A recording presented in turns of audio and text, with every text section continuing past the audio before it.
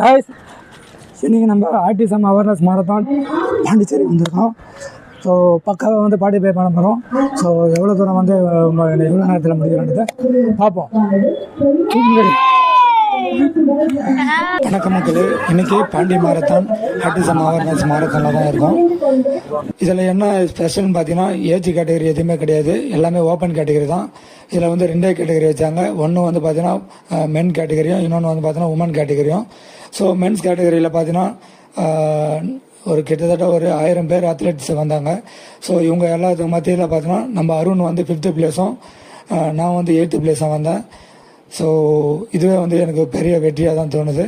அது மட்டும் இல்லாமல் உமன்ஸ் கேட்டகரியில் நம்ம பசங்க வந்து பார்த்தீங்கன்னா எல்லாமே டாப் 5குள்ளே வந்துட்டாங்க.